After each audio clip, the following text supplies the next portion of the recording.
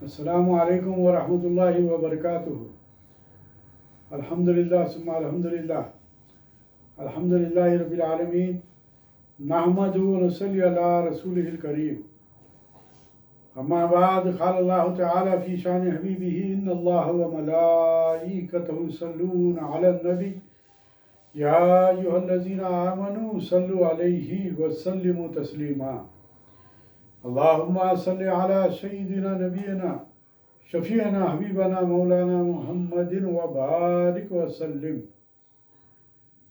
الحمدللہ، اللہ تبارک و تعالیٰ کے فضل و کرم سے ہر جمعہ سیرت النبی صلی اللہ علیہ وسلم کی مجلسیں منعقد کی جا رہی ہے، جس میں سیرت النبی صلی اللہ علیہ وسلم کے ساتھ ساتھ سیرت صحابہ کا بھی بیان کیا جا رہا ہے، تاکہ اسلام کا ایک صحیح رخ ہماری نگاہوں میں رہے کہ کس طرح اسلام پروان چڑھا اور کس طرح اسلام کو پھیلانے میں صحابہ کرام نے تکالیف کو برداشت کرتے ہوئے دین حق پر قائم رہے۔ گزشتہ 21ویں مجلس میں بھی کفار کی جانب سے صحابہ کرام پر جو ظلم کے پہاڑ توڑے جا رہے تھے، اس کے سلسلے میں آپ کے سامنے چند صحابہ کے واقعات رکھے گئے۔ اسی سلسلے کی کڑی آج بھی ہے کہ آج یہ ہمارے سیرت النبی صلی اللہ علیہ وسلم کی 22ویں مجلس ہے، اور آج بھی ہم چند صحابہ کرام کے تعلق سے آپ کے سامنے بات رکھیں گے کہ جن پر کفار مکہ نے اور سرداران قریش نے کس طرح ان پر مصائب کے پہاڑ توڑے، اور صحابہ کرام نے کس طرح اسلام کو اپنے سینے سے لگائے رکھا، ہر قسم کا ظلم انہوں نے برداشت کیا، لیکن اسلام سے ایک قدم بھی ہٹنا پسند نہیں کیا۔ الحمدللہ۔ تو آئیے آج بھی ہم چند صحابہ کرام کے نام آپ کے سامنے رکھتے ہیں جن پر ظلم و ستم کے پہاڑ توڑے گئے کافروں کی جانب سے۔ ایک نام ہمارے سامنے آ رہا ہے حضرت سعد بن ابی وقاص رضی اللہ تعالی عنہ کا، جنہوں نے نوجوانی کے عالم میں اسلام قبول کیا تو ماں ناراض ہو گئی اور 3 دن تک کھانا پینا چھوڑ دیا، لیکن حضرت سعد رضی اللہ تعالیٰ عنہ استقلال سے دین پر جمے رہے۔ یہاں پر ایک بات میں آپ کے سامنے عرض کرنا چاہتا ہوں، وہ یہ کہ اسلام میں والدین کے تعلق سے حسن سلوک کرنے کا حکم دیا گیا، خواہ وہ کافر ہی کیوں نہ ہو۔ ان کے ساتھ، ان کے سامنے اپنی گردنوں کو جھکا دینا اور ان کی ہر طرح سے مدد کرنا، یہ اسلامی تعلیم ہے، خواہ اگر وہ کافر ہی کیوں نہ ہو۔ لیکن اس کے ساتھ ساتھ یہ بات بتلا دی گئی کہ ماں باپ کی جہاں پر ہر بات سننے کا حکم دیا گیا، وہیں پر جہاں کہیں بھی شریعت کے خلاف اگر کوئی بات کہی جائے گی تو اس کا انکار کر دیں گے، اسے نہیں ماننا چاہیے اور اسے نہیں مانیں گے۔ تو یہاں پر بھی ایسے ہی معاملہ ہوا کہ حضرت سعد بن ابی وقاص رضی اللہ تعالیٰ عنہ اپنی والدہ ماجدہ کو بہت پسند کرتے تھے، بہت چاہتے تھے، اور اسی طرح بلکہ ہر ماں کی طرح سعد بن ابی وقاص کی والدہ بھی حضرت سعد کو بہت چاہتی تھی۔ لیکن جب دین کی بات آ گئی اور جب حضرت سعد رضی اللہ تعالیٰ عنہ نے دین اسلام قبول کر لیا تو ان کی ماں نے اپنی ناراضگی کا اظہار اس طرح کیا کہ انہوں نے کھانا پینا چھوڑ دیا، اور حضرت سعد سے کہنے لگی کہ جب تک تم اپنے دین میں، یعنی کہ ان کا اپنا جو مذہب جو کفر ہے، اس پر واپس لوٹ کر نہیں آؤ گے، میں کھانا پینا سب بند کر دوں گی. یعنی کہ اس طریقے سے وہ اثر انداز ہونے کی کوشش کیے، اور 3 دن تک وہ اسی طرح بھوکے پیاسے رہے، جس کی وجہ سے ان میں نقاہت پیدا ہو گئی، وہ بے ہوشی کے عالم میں آ گئے. حضرت سعد رضی اللہ تعالیٰ عنہ ان کے پاس جاتے، بیٹھتے، ان سے گفتگو کرتے، ان کو سمجھاتے، لیکن وہ ماننے کے لیے تیار نہیں ہوتی. آخر کار حضرت سعد رضی اللہ تعالیٰ عنہ، روایت میں یہ بات آتی ہے کہ ان سے یہ کہہ دیا کہ اے ماں، میں تجھے بے حد پسند کرتا ہوں، میں تجھے بہت چاہتا ہوں، لیکن دین کے معاملے میں تیری بات سننے کے لیے راضی نہیں ہوں. حتیٰ یہ کہ تو نے کھانا پینا چھوڑ دیا، جس کی مجھے بھی تکلیف ہے، لیکن اگر تو اس معاملے میں اگر مر بھی گئی تو میں تیری بات ماننے کے لیے تیار نہیں ہوں. آخر کار ان کی والدہ نے جب یہ چیز محسوس کی کہ حضرت سعد جو ایک مستقل مزاجی کا ایک پہاڑ بنے ہوئے ہیں اور وہ اپنے دین سے، یعنی کہ دین اسلام سے ہٹنے والے نہیں ہیں، تو مجبور ہو کر پھر کھانا پینا شروع کر دی. بہرحال اس طرح کے بھی حالات سے صحابہ کرام گزرے، لیکن دین پر قائم رہے. اس سے جو بات سامنے آتی ہے کہ ہر مسلمان کے لیے سب سے پہلے، سب سے افضل ترین اگر کوئی چیز ہے تو وہ اللہ تبارک و تعالیٰ کی محبت اور سرکار دو علیہ وسلم کی محبت اور شریعت محمدی صلی اللہ علیہ وسلم سے محبت ہے. اس راہ میں کسی بھی قسم کی اگر رکاوٹ اگر پیدا ہوتی ہے تو ہم اس رکاوٹ کو ہٹا دیں گے، اس رکاوٹ کو نہیں مانیں گے، اس پر ہم اپنے دین پر پوری طریقے سے قائم رہیں گے. حتیٰ یہ کہ ہم کو اگر اپنی جانوں کے نذرانے بھی اگر پیش کرنا پڑے تو ہم پیش کر دیں گے، لیکن دین سے نہیں ہٹیں گے. یہ ہم کو تعلیم ملتی ہے. اسی طرح حضرت بلال رضی اللہ تعالیٰ عنہ جو حبشی غلام تھے، یعنی کہ حبشہ کے مقام کے رہنے والے تھے، ان کا مالک امیہ بن خلف تھا، جو انہیں دہکتے ہوئے انگاروں پر لٹا کر، اب آپ اندازہ لگائیے کہ انگاروں پر لٹا کر سینے پر وزنی پتھر رکھ دیتا تھا اور ننگے جسم پر ببول کے کانٹے چبوتا تھا. یعنی کہ انگاروں پر انہیں ایک تو برہنہ کر ان کو برہنہ جسم سے ان کو لٹا دیتا، اور اس پر پھر وہ تکلیف سے ہل نہ پائے، اس لیے ان کے سینے پر پتھر رکھ دے کر اس کے اوپر پاؤں رکھ کر کھڑے ہو جاتے تھے یہ لوگ، تاکہ وہ اس قدر تکلیف میں مبتلا ہو جائیں. لیکن الحمدللہ صحابہ کرام نے ان تمام تکالیف کو برداشت کیا، لیکن انہوں نے اپنے صبر و ثبات کا مظاہرہ کیا.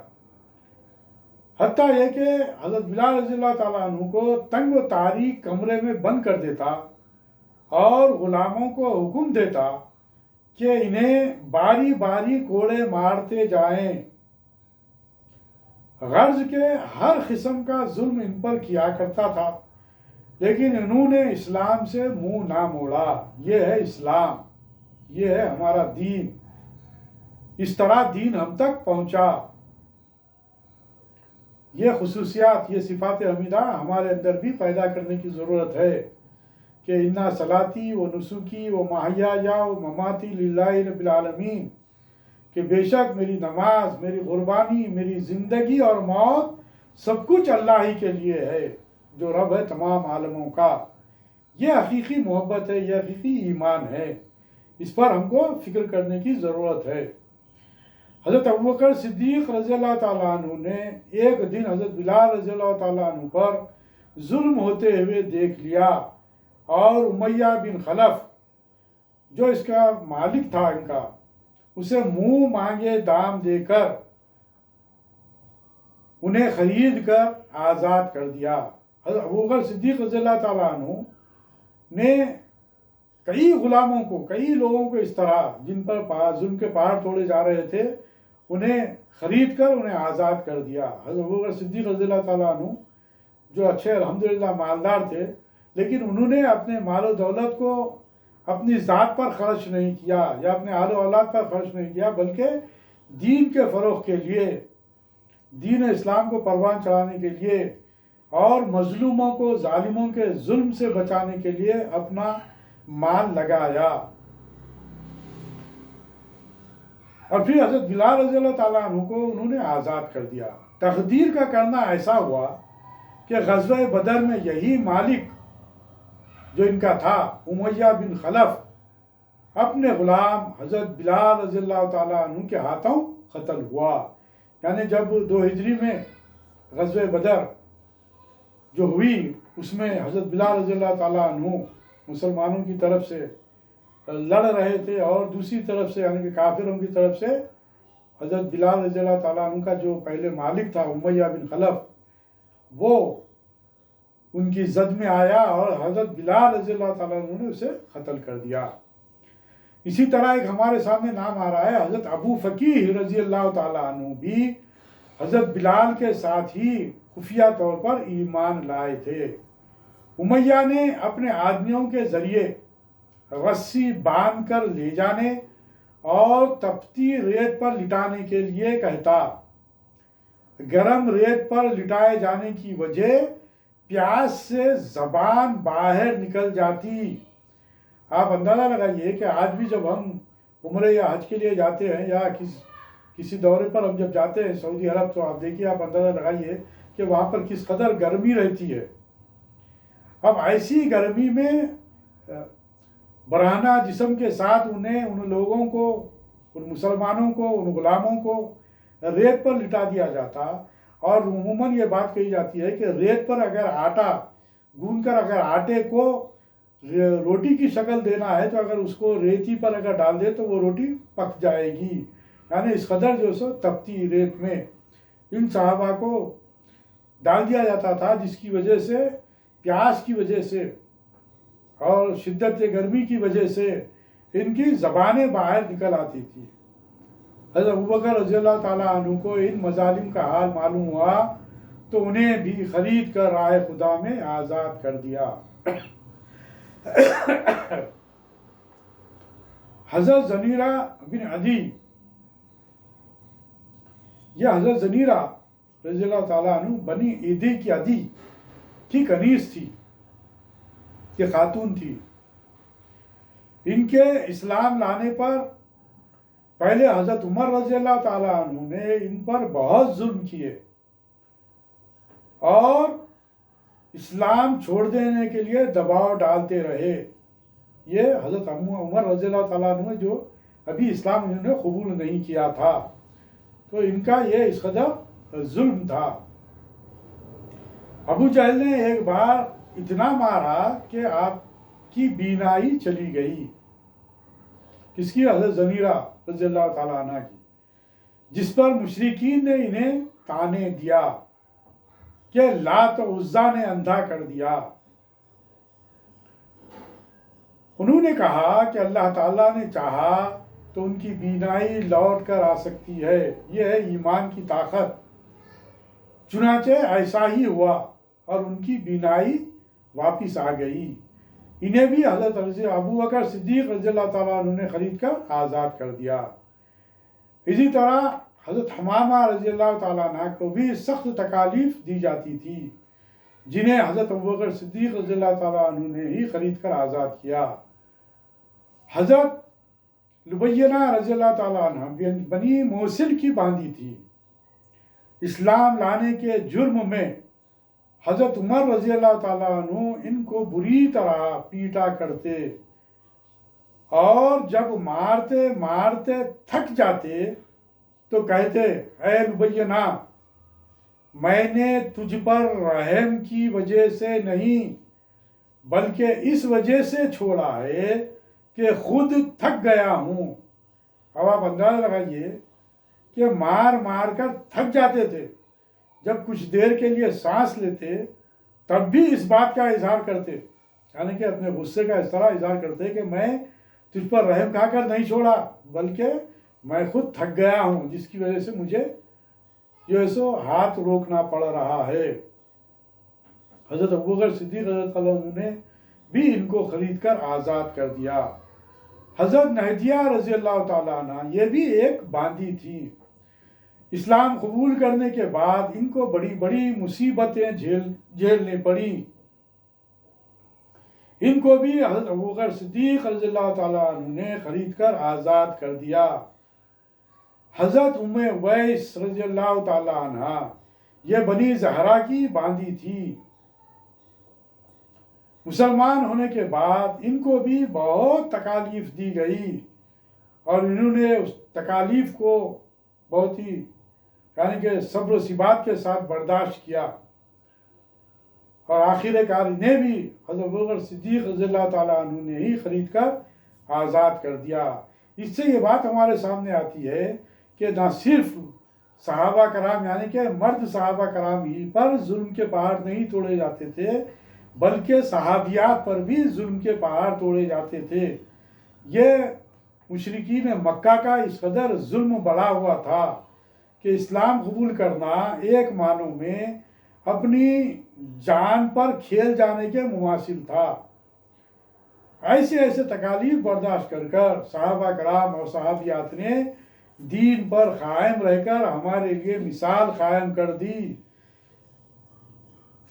اسی طرح ایک اور صحابی حضرت عامر بن فہیرہ رضی اللہ تعالی عنہ یہ طفیل بن عبداللہ کے غلام تھے. ابتدائی میں انہوں نے اسلام قبول کر لیا تھا، یعنی کہ ابتدائی دنوں ہی میں مشرکین نے ان کو طرح طرح کی تکلیفیں دی، مگر انہوں نے اسلام نہیں چھوڑا. ان کو بھی حضرت ابوبکر صدیق رضی اللہ تعالیٰ عنہ نے منہ مانگی رقم دے کر آزاد کر دیا. حضرت خباب بن عرط رضی اللہ تعالیٰ عنہ ان کا بھی بہت ہی اہم واقعہ ہمارے سامنے آتا ہے کہ اسلام قبول کرنے والوں میں یہ چھٹے مسلمان تھے، یعنی کہ ابتدائی دور ہی میں انہوں نے اسلام قبول کیا تھا. انہیں غلام بنا کر مکے میں فروخت کیا گیا.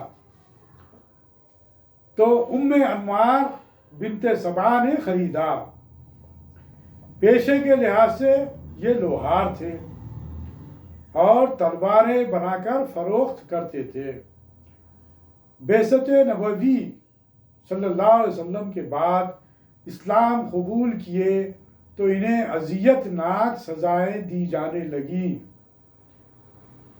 انہیں بھی دہکتے انگاروں پر ننگی پیٹھ پر لٹا کر سینے پر بھاری پتھر رکھے جاتے اور پھر ان پر کھڑے ہو جاتے تاکہ وہ ہل نہ سکیں.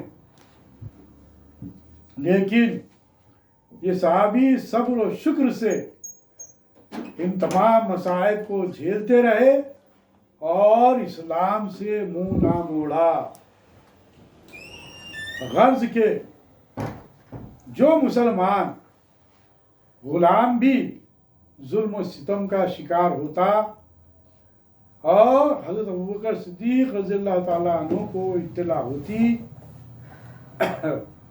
تو فوراً منہ مانگے دام دے کر اسے خریدتے اور اسے راہ خدا میں آزاد کر دیتے.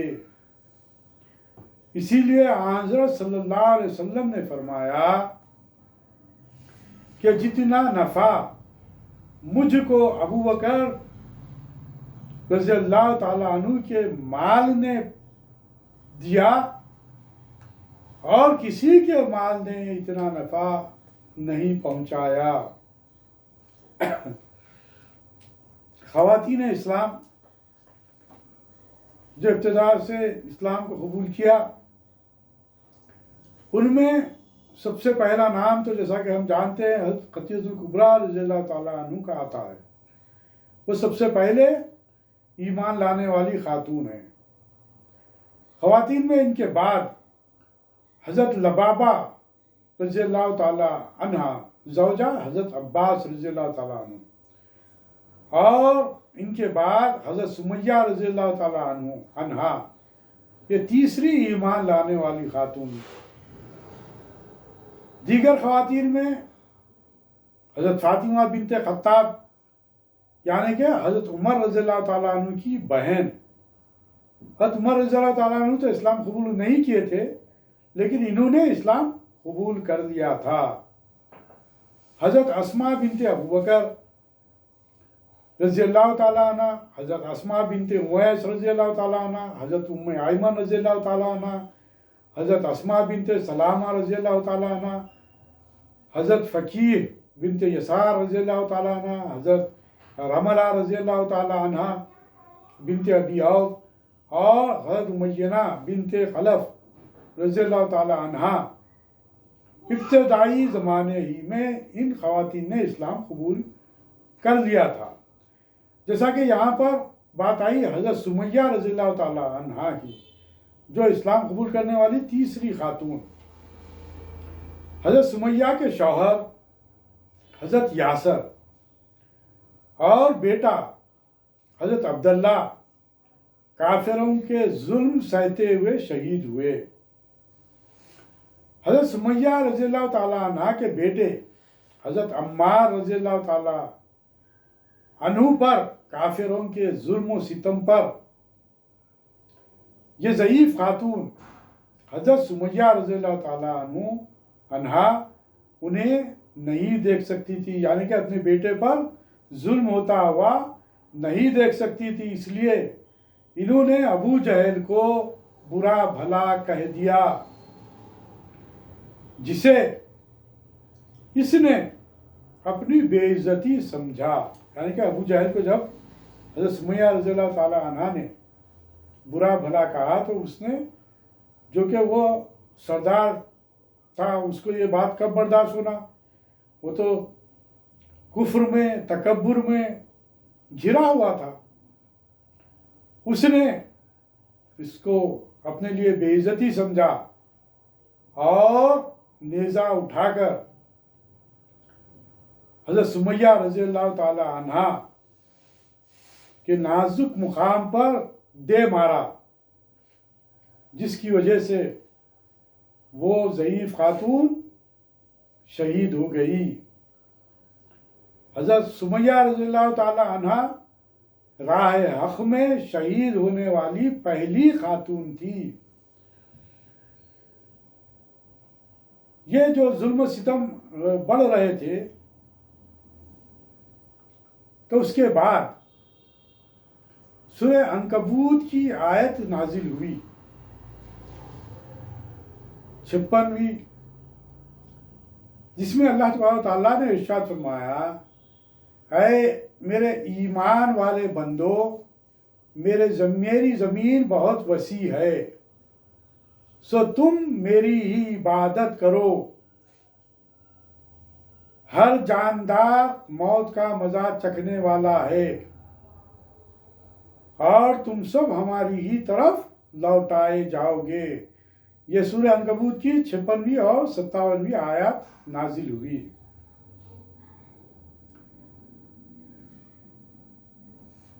ہجرت کا اشارہ پا کر ان آیات میں جیسا کہ بات کہی گئی کہ میری زمین بہت وسیع ہے، اس بات سے سرکار دو عالم صلی اللہ علیہ وسلم نے مسلمانوں سے فرمایا کہ تم روئے زمین میں منتشر ہو جاؤ، یقیناً اللہ تعالیٰ تم سب کو عنقریب جمع کرے گا۔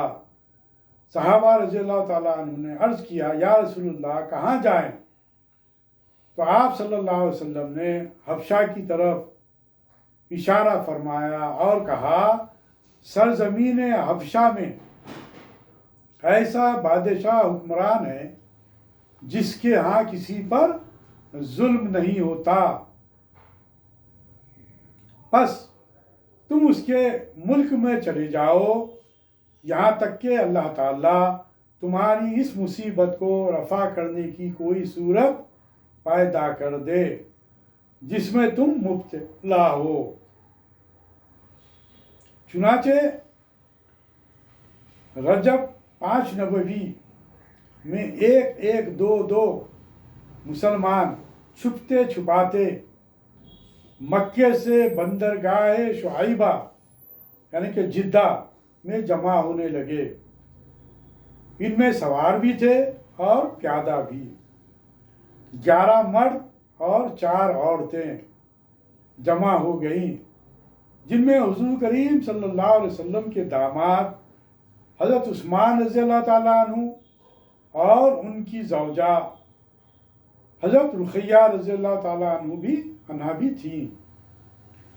जहाज वालों ने सस्ते किराए पर उनको बिठा लिया। हर शख्स को सिर्फ 5 दिरहम देने पड़े।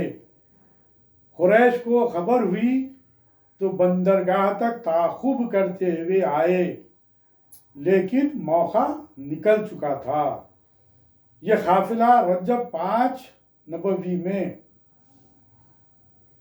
यानी कि 614 ईस्वी में हबशा की तरफ रवाना हुआ। मुसलमानों के एक ईसाई मुमलिकत हबशा में जाने तक अकायद की रहनुमाई के लिए सूरह मरियम का नुज़ूल हो चुका था।